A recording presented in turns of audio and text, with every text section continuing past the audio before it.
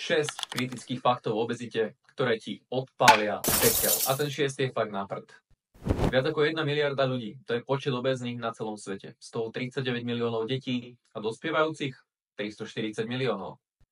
Jedna z najčastejších príčin úmrtí na svete, obezita a nadváha, aktuálne sedí niekde na 4. mieste. Každým rokom vzniká 30 až 53% nových prípadov cukrovky v Amerike kvôli obezite. 6 až 14 rokov. Čo to môže byť? O toľko si v priemere obézni ľudia skracujú svoj život. Odhaduje sa, že obezita zodpovedá za 20% všetkých druhov rakoviny. A teraz ten 6. bod. Predikcia je taká, že na základe súčasných trendov bude mať do roku 2035 až 51% svetovej populácie nadváhu alebo obezitu. Takže vidíš, ako spoločnosť smerujeme pekne do...